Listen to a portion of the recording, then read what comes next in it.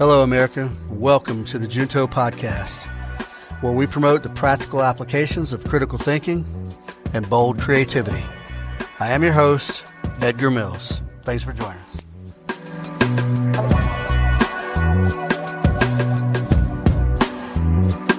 Hello, good people. Welcome to the Junto Podcast, episode 40. I appreciate you guys for staying with me. I really, really do.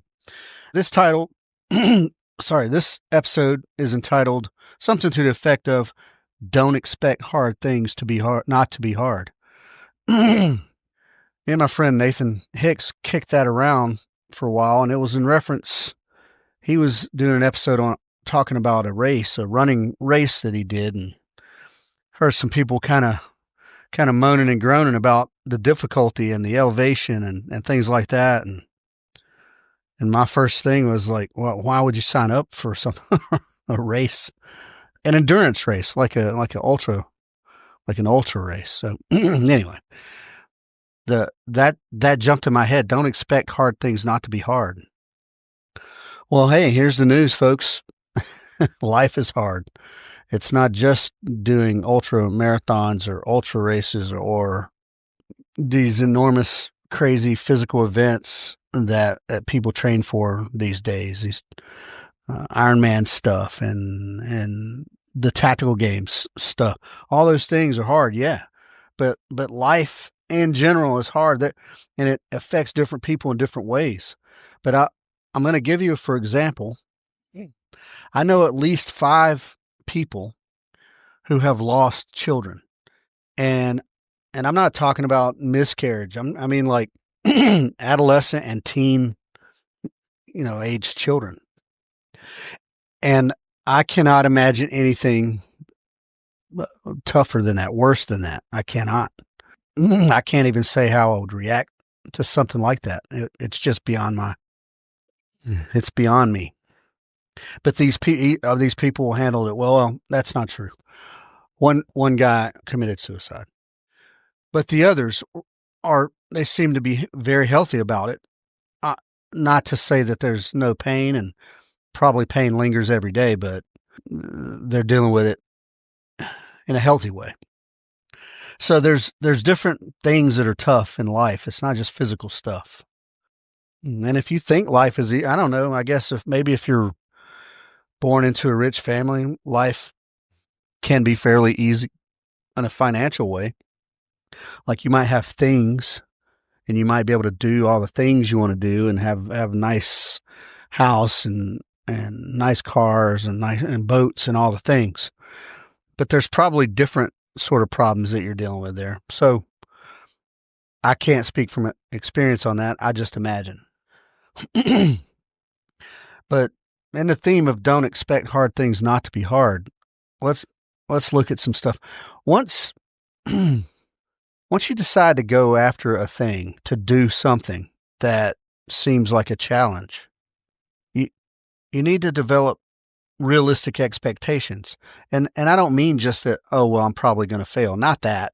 Don't be prepared for that, but don't plan for failure. Just be prepared for it. But you have to be realistic, and your analysis of the thing has to be as accurate as possible. And understand that it's going to be tough, and it's going to be tough in different ways. And don't kid yourself on thinking it's going to be smooth. And I said after a big thing, and that's whatever it is, whether you plan to summit a big giant mountain peak, or go on a 100-mile run or more, or whatever, or apply to some prestigious, really tough, I don't know, Georgia Tech or something. Understand that there's going to be obstacles and difficulties and peaks and lulls, and the way you deal with those things. You guys know I like to every now and again quote the Stoics, and Marcus Aurelius said that the impediment to action advances action. What stands in the way becomes the way. Yeah. Now I did an episode on the paradox of constraints that touches on that. Yeah. hard things, yeah, they're tough, but it helps you to develop alternative, clever ways to defeat these obstacles, or to get around them, or over them, or under them, or however you do it. So expect the difficulties, because that's just part of the path. That's just what it is. And then there's always the element of discipline versus motivation. And there's always going to be a motivation to start a thing or something. There's going to be a spark, right? And the motivation is usually the spark. And I've discovered in my life, and it's true with me and maybe not everyone else, is that motivation fades, whereas discipline kind of holds steady, right? Discipline is the steady baseline. Motivation fades. It comes and goes. Depends on how, if you've had the flu for the past 2 weeks, maybe you're not motivated to do much. So you just got to have the discipline to go do things. So understand that. So we're going to talk about physical challenges, and this is from my perspective and what I've experienced in my life. Then we're going to talk about sort of life challenge, and I'm going to keep it somewhat superficial. We could talk about all sorts of life challenges, folks, relationships with your spouse or parents or children, addiction, dealing with some sort of addiction, just all kinds of things. Dealing with a loved one or spouse who committed suicide. Man, there's so many deep, hard things we could talk about. I'm going to keep it kind of superficial and just talk about entrepreneurship. But first, I want to talk about the physical stuff. Now, for me, and this may be good or bad, but the toughest physical thing I've ever really done was selection, for Special Forces selection. And I can tell you now, I was young. I think I was 24 or 25 when I went to selection. So, yeah, I should have been mature.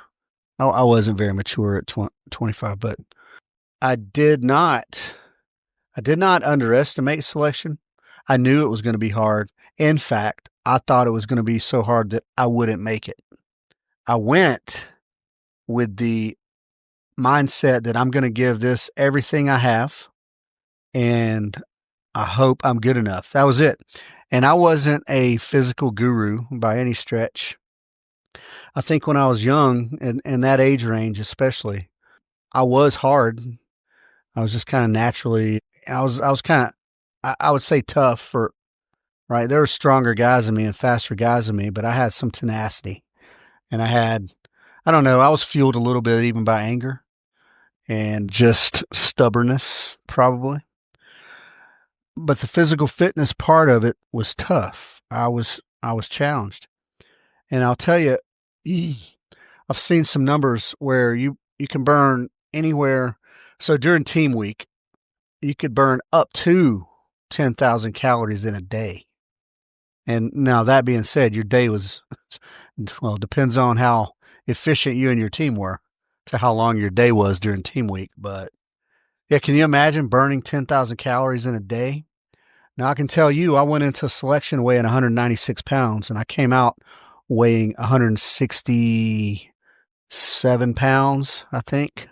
So I can see that. I can see those numbers as far as calories go. But I'm going to share some things that I witnessed, and then I'll share some things that I went through. The mental piece of selection, I did not think was very hard. I was coming from the 82nd going to selection. And during the 90s and into the early 2000s, the 82nd was not a pleasurable experience. It wasn't, and I was very motivated, I guess. Well, very frustrated that I wanted to advance. I wanted to see what Special Forces had to offer. And then, of course, my uncle, who was a Green Beret in Vietnam, and those sorts of things drove me to that. But what I saw from guys there was some guys were very wrapped around what we call G2, or trying to get trying to know what's coming next, because they change selection up periodically so that people can't war game it, right? They don't want you to know what's coming next. They just want to throw things at you to see how you react to those things. They don't want you to have the schedule all in front of you. Now, that's when I went through, and that was in 1998. So how much it's changed since then, I don't know. But I'll give you an example is that our instructors were very, very unanimated. They didn't speak. They rarely spoke. And if they spoke, it was simply to give, some very basic generic information that had to be put out. We didn't do any classes. There was no instruction during my selection class. It was simply take all instructions from the whiteboard. And, you had your fire watch, right? And then every guy on his shift would go and check the whiteboard. And the instructors usually didn't put the instructions on the whiteboard until the wee hours of the morning. They wouldn't write it up there like 8 o'clock at night, the night prior. They would write it up at 4 o'clock in the morning, and there would be a, 5 o'clock wake up, 5:30 first formation type thing. And what they wrote on the board was the time to be in formation, the equipment needed, and the uniform. They didn't write what we were going to do or anything else. Be here at this time, have this equipment, and have this uniform on. And that is all. And so you'd go out, stand in formation, and it was a special forces formation, so we just kind of gaggled around a little bit, and then an instructor would come out and deliver the news, whatever it was. Okay, guys, we're gonna get on these trucks right here and go there, or we're gonna march. Follow me, and then we'd go do a thing, and then we'd get to wherever the event was going to start. Now, this was physical fitness. If it was a run, you usually had an idea that it was going to be a run because the uniform would be wear your sneakers, and you didn't have your ruck with you, which was the only time you didn't have your ruck with you, by the way, was when you're doing a run. And then every other time it was just unknown. Anyway, I'm dragging on here. What I mean to say is there were dudes who had a very hard time mentally with the unknown, with not knowing what was coming next. And then the whiteboard would say what it said, and we would all get up and go stand in formation, and then dudes would be like, nah, I heard it was going to be a 13-mile run, or I heard it was going to be this or that or the other. Now, I did a very good job at not listening to that stuff, simply because I knew they didn't know what was coming. Whoever says they know a thing, chances are they don't. And I also had my buddy next to me on roster number next to me. I think I might have been, was I 80 and he was 79 or something to that effect. We were kind of on the same sheet of music. Our fitness was pretty similar, and we just stuck together, and yeah, that was it. The dudes who couldn't handle the unknown, well, my partner and I, his name was Jamie. We made a game out of trying to guess who was going to quit, that night, right? The first few guys that quit, like early in the game, and there is no reason to quit early in selection, by the way. Like, there's no reason to quit anyway, but team week is the brutalizer. The first week, where you're doing all your sort of physical standards and those types of things, just no reason. I just can't understand it. But guys would quit. And then the good dudes would leave like all their moleskin and betadine solution on their bunk. And they would just go to the shack of shame. And that's good. At least they left their good stuff behind, you know what I mean? Blisters were a thing. I got news for you, folks. I had bitch feet. I get blisters pretty easy, and my feet were pretty tore up pretty quick.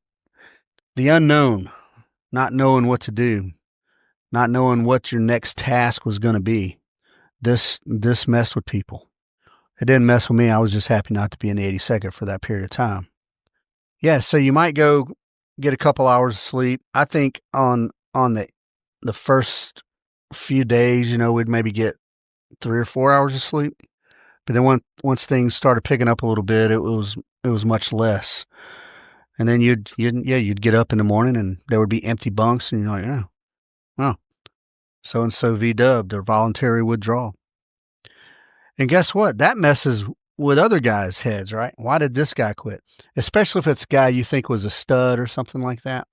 You're like, man, what? That guy was killing it. What happened? Why did he quit?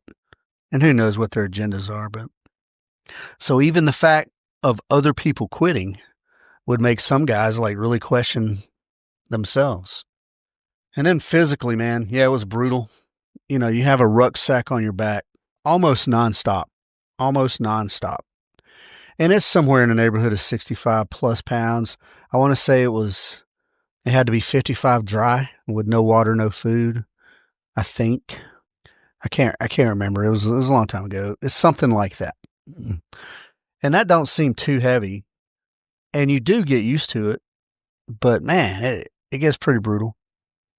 Because you're moving with this ruck, even when you're moving during team week, and you're carrying all these crazy things. You're carrying them on top of your ruck. You still have to carry the ruck. Or you're doing the sand babies or all that stuff.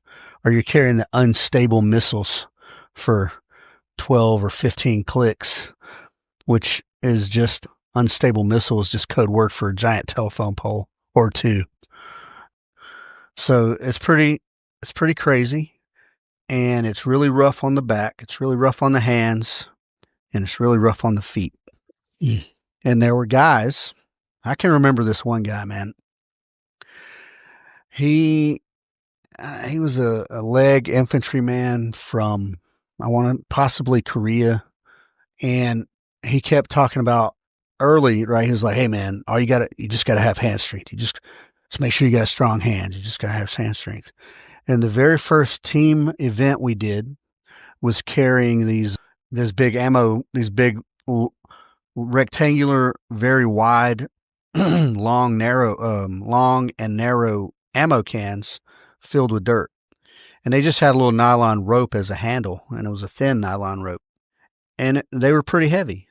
And, you'd be on one side, another guy would be on the other. You'd switch out, rotate, go to the front, then you'd work. And eventually the way it worked out was like one guy would have a break, right? One guy would walk with nothing while the other guys were carrying everything.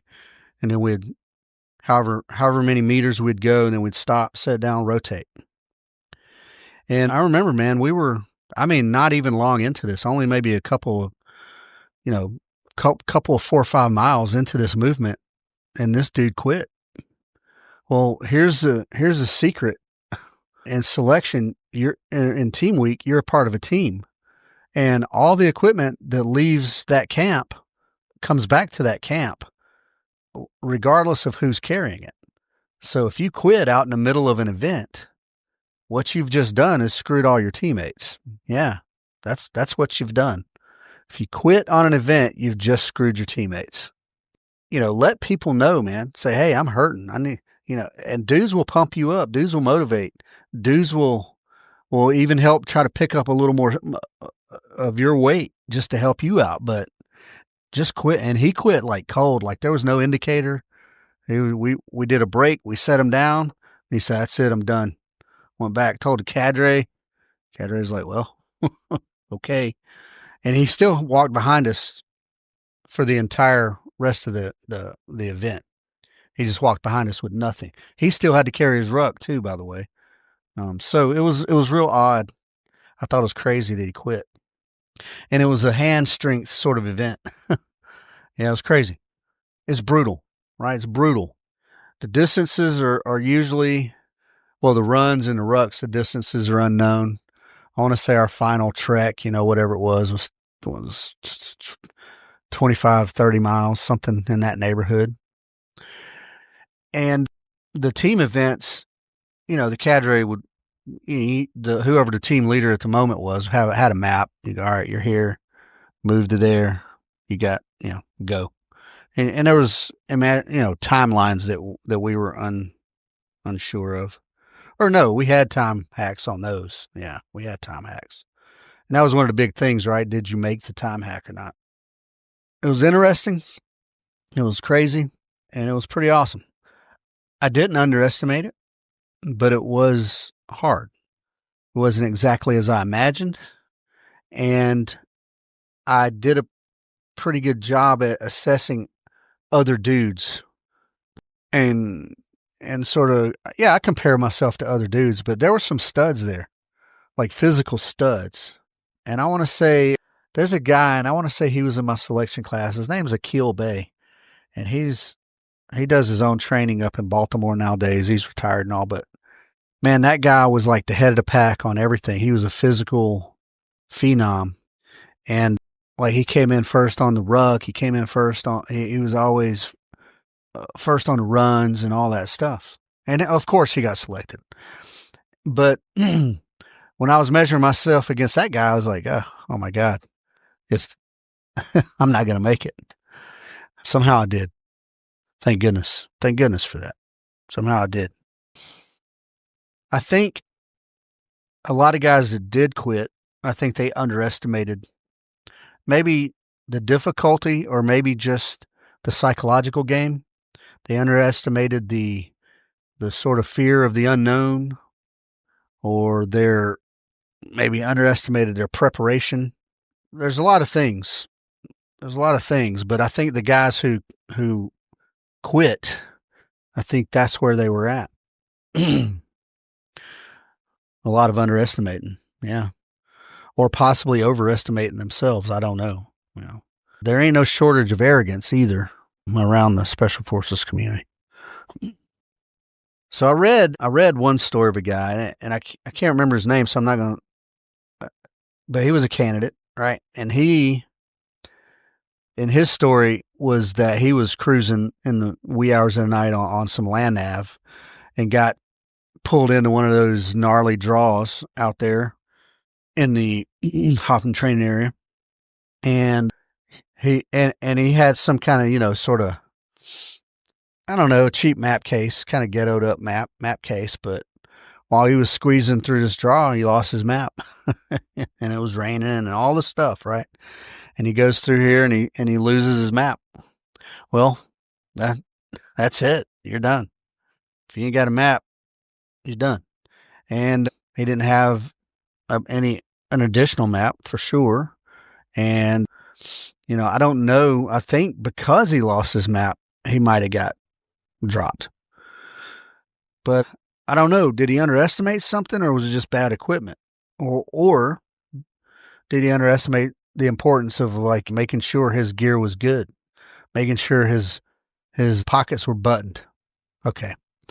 I just gave away my age, right? In the 90s, we had buttons on our BDUs, not Velcro. Yeah. Always make sure your pocket's buttoned. Always. Because that map will come right on out, baby. Did he underestimate that? Those little details. Because little details matter, folks. They matter. So, yeah, that sucks. But in contrast, you guys have heard of, I'm sure, because he's on the internet a lot, not as a content creator, just his story will pop up occasionally. Johnny Kim. And he was a Navy SEAL, and then he went, and that's tough, right? Selection, SFAS, and BUDS, and all that stuff. It's all different but the same. It's very hard. It's very tough. It's grueling, and it's like never ending, it seems. And you got sleep deprivation and food sort of deprivation, and you're expected to do, I don't want to say superhuman.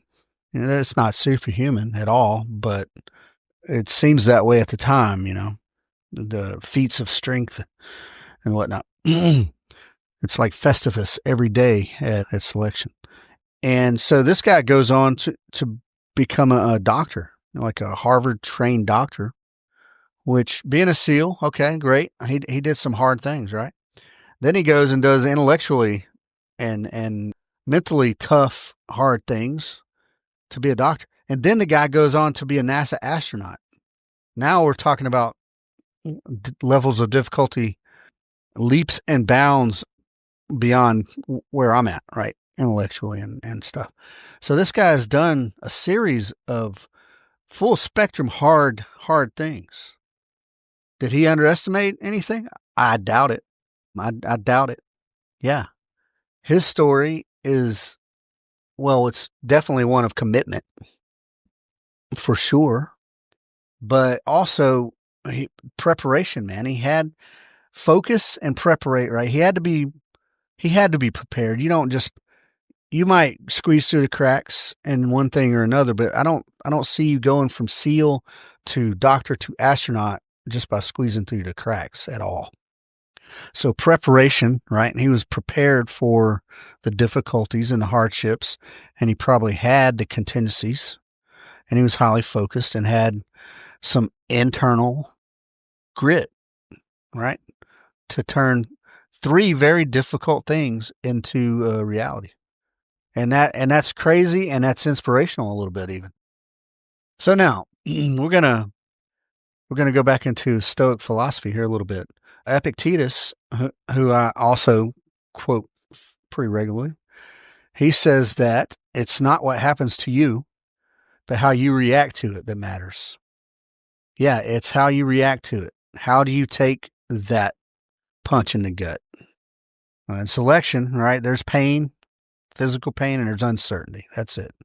But how you respond to those things is inwardly and outwardly, because also the daggum cadre are always watching you. Yep, the cadre are always watching you. And this is a standard quote throughout SOF, is that you're always being assessed. And that's kind of a tough way to live, right? But at least during selection, you know that you're there to be assessed. It's in the title, assessment and selection, right? You're being assessed. So if you take it in stride, because those guys are looking at the way you respond to hardship. Do you start pouting or blaming, playing the blame game? You start getting pissy? Or do you buckle down, get positive, pull your teammates together, and keep rolling? It's how you respond to these things. Yeah, it's how you respond to these things. So make a conscious effort to respond to hardship, even if you're internally screaming out loud. Externally, maintain your composure. So that, and I'm not telling you to fake the funk by any stretch, but the man to your left and right, if you go into a what I call a homosexual panic, then they might too, and you don't want that. You don't want panic in some of these times of difficulty, especially in combat, right? Especially in combat. You cannot have panic. You cannot have it. How do you react to things? Well, you will react better to things by having mentally prepared for those things. Now, you can't foresee every possible thing that comes along, but you can make some contingency plans that get real close to addressing most foreseeable problems. Yeah, selection. I don't talk about it a lot. It was just another course. It was a unique time, and and then there's the mind game at the end, right? When I was there, they called out roughly the remaining candidates that were there. They called out about half, and then the other half. So there was 2 formations standing there, but they didn't tell you which formation was which. You didn't know who was the selectees and who was the non-selects. But guess what? In both of those formations, there were dudes who were shitbags and dudes who were studs. So as you're standing in one formation, looking over at the other, and you're like, there's no way that guy didn't get selected. He's a stud. But then you look, 2 ranks back, and you're like, well, that guy was a piece of shit. He never pulled his weight. He didn't help anybody else pull their weight. He was just there. And then you look at your own formation, and you're like, man, that guy's a stud. Oh, man, that dude's a shitbag. And then in my class, the way they did it, it was the old school Robin Sage, right? So they had the pavilion. They still had what they called back then the $1 million shitter, and rocks. They had rocks all over the place everywhere. I hadn't been to Camp McCall in decades, but And then they one at a time called your name. And they called the names from each of those formations, I think. Yeah, that's right. So we had the two formations split.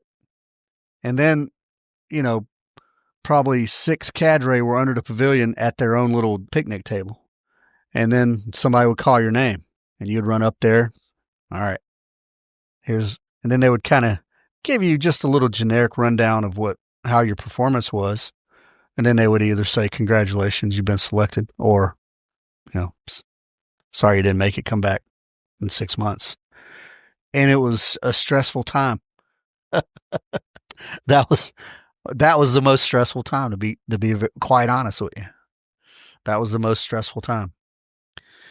Was waiting to be called to come up and stand in front of the guy who was in front of me. Was a first sergeant of like a SWIC, Camp McCall, whatever the first sergeant job was, old crusty old 5th group, just crusty old dude, angry dude, bald, hard as friggin' nails.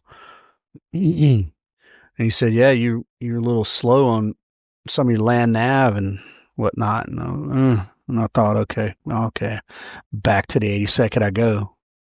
He says, but we think you have great potential. Congratulations. I was like, I didn't outwardly smile or anything. And then at that point, I didn't want to turn around and look at my homies. Do you know what I mean? And then one of my homies not make it or something. Anyway, it was a very emotional moment. All right, that's enough of selection. Golly, I'm dragging on and on. That's enough of selection. It was tough. I went in with a blank mind. And I know some of you just make some jokes right now on that, but I went in with a blank mind. I didn't have expectations. My only thought was, I'm going to stay and I'm going to go as hard as I can go until the end. And that's it, because I don't want to be in the 82nd. And there you go. So now I want to go into, so that was decades ago, and that was awesome, right? It was fun. Started a career, I had a good career. It wasn't a golden boy career by any stretch, but I enjoyed a lot of things I did. I enjoyed being a special forces guy, and I did a lot of cool stuff, and I'm glad I got to do it. And I did a lot of combat, and even that, I hate to say, I'm glad I got to do it. That's what your job is to do that. So now let's talk about life challenges. And I went back and forth with myself on what we're going to talk about. My wife mentioned like talking about addiction and stuff like that. And that would be very deep and hard to talk about. But I've never experienced any addiction issues. So I don't think I have enough insight into that. So I decided to go with something a little more superficial. Well, it's not superficial really, but entrepreneurship, because I do have experience with that. And it's, learn as you go experience, but it's still experience.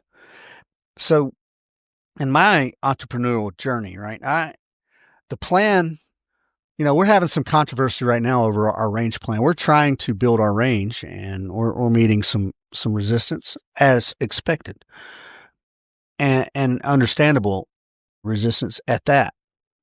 But my wife, so I know for sure in 2010 that I started making plans for a shooting range complex that I had on digits. And I know this sounds weak, but everything was done on PowerPoint. You know what I mean? Little blocks, little squares and lines and colors. And I created range plans, and I tried to do them to scale the best I could to sort of give a good visual. So, and my wife said I was talking about it as early as 2008. And that's probably true. That's about the time I think that's about the time I was starting my second duty station in SF. Was leaving Germany and going to Colorado Springs. And, you got to think of it like kind of like a child, right? You conceive this idea, right? You're like, okay, you formulate an idea of what you want to do. Well, I have a talent for shooting and a pretty good instructor, I think, and this is what I'm good at. I'm largely uneducated. I don't have many skills as far as technical skills go. I can swing a hammer for sure and dig a ditch, but I don't have any skills as far as the market goes, right? My skill is in shooting and training. And so I knew that early, and I knew early that I didn't want to finish college. So I conceived the plan of the range, and then I put these magical plans on digits, right? One of my early plans was something like a 1,000 yard by 1,000 yard sort of square with all these ranges and this little fob in the middle and a driving track on it, all this big crazy stuff. And obviously I was inspired by places like Blackwater, or I think Constellas, or whatever it is now, out in Moyock, North Carolina. And I was inspired by places like that had sort of all this one-stop, self-contained tactical wonderland type stuff. And I was inspired by that. And I thought, man, so I made these big, fantastical, best case scenario things. And I did that for a couple years, just like, okay, kind of doing different size and different things. Well, around in 2017, well, somewhere around 2015, I started doing math on like actual costs and things like that. Never mind land costs, but like just earth movers. And I was thinking about HESCO barriers, and I was thinking about buildings, and I'm thinking about structures, cinder block, structures like you find on a military base for shoe houses and things. And began to realize very quickly that these numbers are astronomical, that I am nowhere near capable of getting those numbers. I don't have money people. I don't know big money people, right? So I started paring the idea down. And ultimately, even in Colorado, before we came back to Georgia, before we came back home, I reckoned that somewhere between 20 and 40 acres was going to be doable. And then at that, I reckoned that 20 acres was the minimum. Anything less than 20 acres was not going to be able to accomplish the things we wanted to accomplish in the business. It would just be nothing more than a shooting range in your front yard with very limited capacity. So 20 acres was necessary. And in that 20 acres, you can do a lot if you're efficient and if you efficiently lay things out. And so that's what we did. So one of the very first obstacles, and it's still an obstacle today, was money. How do we defeat that? Well, I have some unique plans that I'm going to implement when the time is correct, but money and planning is there's a catch-22 where you can't execute certain things without money, and you can't get investors without having executed certain things. So it's kind of tough, right? But one of the key linchpins there is land, and finding the deal, right? Finding the space that is conducive and that is affordable and that meets certain parameters. That is far more difficult than anybody gives credit to. Far more difficult. And we found it. And we think we found it. And then we moved on from there. So understanding the obstacles that are in the way ahead of time is very important. There's resistance, and we expected it. So we had contingencies prepared for that resistance. And we think that those are very reasonable and workable contingencies. So once you understand that your best case dream, it's not that it's undoable, because if you got money, if you got access to money, you can probably do it, right? But if you're a regular working class dude, you got to realize that, okay, there's going to be compromise somewhere. Finding the land is going to be tough. There's going to be compromise. Then there's zoning and things. It's going to be a compromise. And then scraping together the funding. Yeah, nobody wants that investor who thinks he can come out and run your show, right? Show up with a bunch of champagne and machine guns and gun bunnies and think he can, and he's going to do whatever he wants out there. So you don't want that, right? So in that case, you would have to reject that money because it would come with conditions that you ain't willing to bend to. And then you got to deal with opposition from other people. So it's compromises, and it's compromise upon compromise. And then your perfect vision meets the real world, right? And then it comes down to what's the most likely to succeed plan? What's the most likely to succeed path forward? And however passionate you are about your plan and your project and your goals, the planning has to be dispassionate. I'll say that again. You can be passionate about your project, but the planning has to remain dispassionate, because you have to be able to assess and analyze the potential problems and create the contingency plans objectively, and don't have a bias, a success bias, and don't think that just because you have this really awesome plan that it's just boom, everybody's going to love it. So be objective. Maintain some balance there. You've heard me say that before. Balance, it's in all things. And create. One of the good things I learned in Special Forces. Well, one of the things Special Forces is known for is what? It's meticulous planning. Yeah. It's known for meticulous planning. And if you haven't heard the acronym PACE plan, PACE, I'm going to share it with you because I use it for all my business planning. You got to have a primary plan, an alternate plan, a contingency plan, and an emergency plan. And when you're doing planning for like a combat operation or even a campaign, like a stretched out thing, your communications has a PACE plan. Your medical plan, there's a PACE plan. Your transportation has a PACE plan. Your infill and exfil, PACE plan. Yeah, you have those things stacked up and ready to roll. And that's good stuff. Now, most people will do a plan A and plan B, but they don't consider the possibility or even likelihood that there's going to be a plan C or plan E.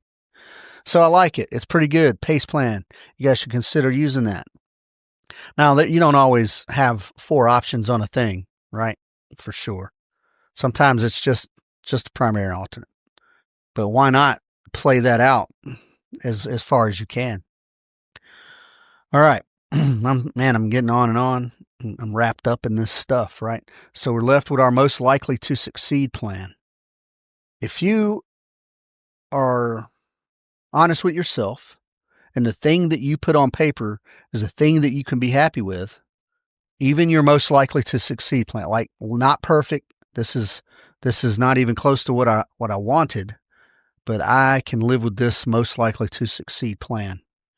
And you got to do a lot of math on that too, folks. A lot of math that it will be viable financially, that you can make money on it. Because as much as I love doing charity work, if you're in business to make money. You have to make a living. And for me, I'm in business to leave a legacy for my kids and grandkids and so on. So it has to be able to make a living, it has to make money. So yeah, be honest with yourself.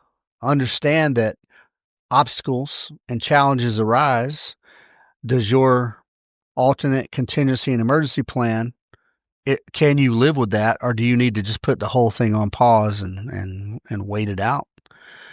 Yeah, it's hard to say, right? It's all very, very situation dependent. So that leads us to Seneca, another Stoic, right? And I love him. Difficulties strengthen the mind as labor does the body. Yeah. The more challenges you're faced with, the more firsthand problem solving you get to do. And that's just like practicing, man. That's just like practice. Yeah. It's just a workout. It's a way to build a stronger business. So yeah, I talked a lot about my business, right? And how to do it. And my business, I would say in the scope of starting a business, is pretty easy. As it is right now, as my range in my front yard. Yep, $85,000 into my business. That's how I started it, with a small business, well, with a loan. And I got a fleet of firearms, and I got earth movers, and I got a building, and I bought a bunch of target stands and went to work and went to work. And I would say that's relatively low overhead in the scope of businesses as far as business goes. I got to imagine a restaurant with all the kitchen equipment and tables and decorations and all the things. I got to imagine something like that's way more than $85,000. A gym, I got to imagine all that equipment, even on lease. I mean, if you've got a sizable gym, I got to imagine $85,000 just scratches the surface. So the good thing about my business is that there is relatively low overhead until you get ready for the big plan, right? So that the next phase of this is not going to be $85,000. I can tell you that. But my business is I would say pretty easy, because I can travel. I can go to someone's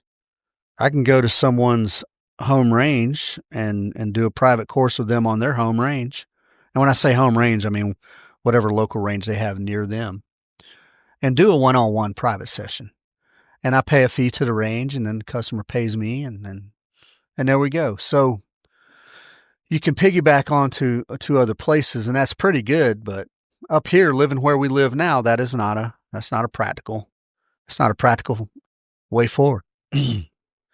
So all this to get to what I'm getting to is that you got to stick with it, for one.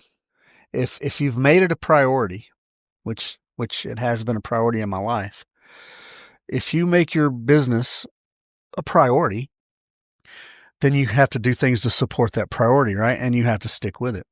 One of my favorite Bible verses, and this, I have the book and verse tattooed on my arm, is James 1:12.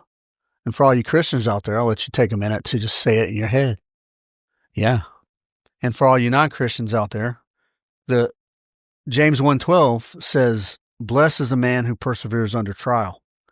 When he has stood the test, he will receive the crown of life that God has promised to those who love him." Yeah. You have to know that. Me and Nathan talked about this on the All In episode, I think was our last episode. Do you feel like you have clear guidance from God? And I think yes is the answer for me. How does it affect your family? How does it affect you? And then how does it affect the community around you? And I think I have positive answers for all four of those things. Yep, I think I do. Perseverance. Persevere under trial. Marcus Aurelius said that you have power over your mind, not outside events. Realize this and you'll find strength. So even if this does not go my way, I'm not going to take it personally.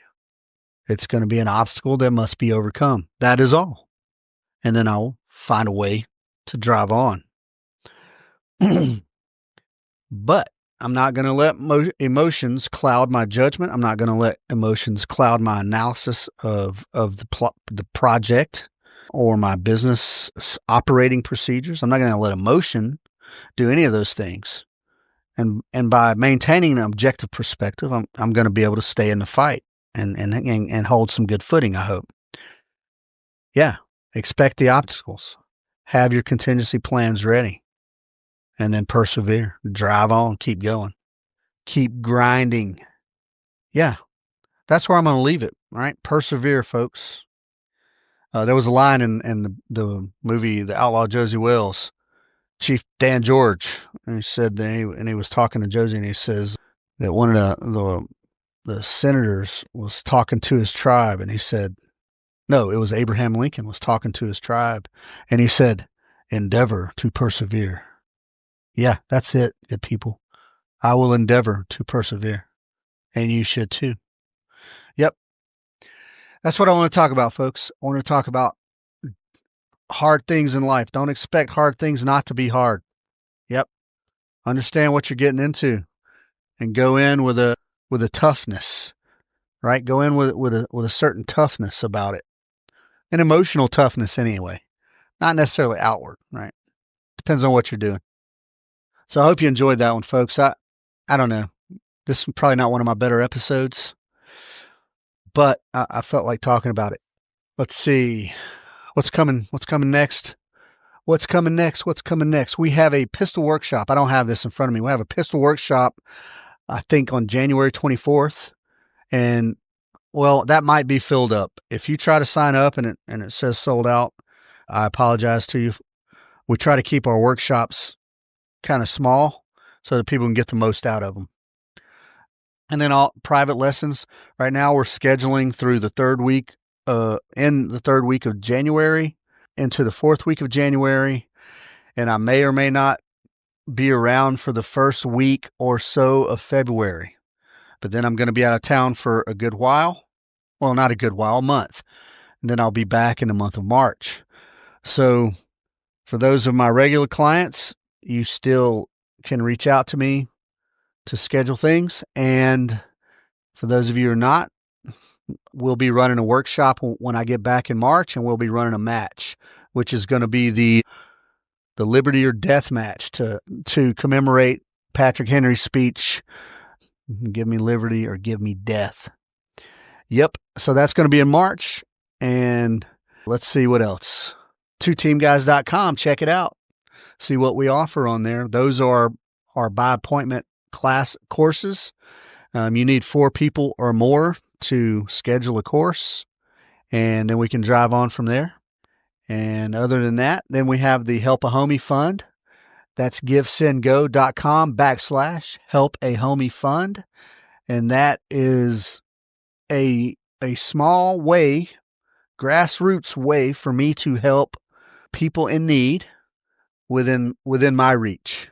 Now, I have a limited reach, but believe me, there's plenty of folks who need help within my reach, and that is a way for me to help them. So that's going to become more formalized as we go. But meanwhile, your dollars are helping people to get some food and pay some bills and feed their babies. All right. So keep that in mind if you're a charitable person. Other than that, folks, please go to siloftc.com. That's the website for our future range. And even if the location changes, that's still the website for our future range. But if you go to that website, there's a page on there now that says range progress. And if you would go on to that and read my open letter on there and share that open letter, if you will, and most especially if you're a Floyd County, Georgia resident, it would be very beneficial for us if you would, write a little letter to the commissioners to voice your support, not to bash on anyone, not to complain about government overreach or any dirty dealings or any corruption or any of that stuff. It is simply for you to voice your support for the Silo Firearms Training Complex and the current plan as it is. So read that letter. That'll help you a little bit, and then and write a letter on our behalf. We would greatly appreciate it. And that's it. Our hearing is 27 January at 6 p.m. Location to be determined. I have the location, but I don't know it off the top of my head. And any Floyd County citizens who are interested in supporting and going to that hearing, you are more than welcome to come to it. I'm not exactly sure how that agenda goes, and I'm not sure how much time I'll have to speak or anyone else, but that's the final hearing. Like I said, if you're a praying person, please pray for it. If you're a savage heathen, please do a little dance around the fire and do some incense or something. And let's try to get this thing done so that we can start helping people help themselves. Good people, thank you so much for listening. I drug on about this when I was a little preachy, I guess. Take care and stay tuned. Love you guys.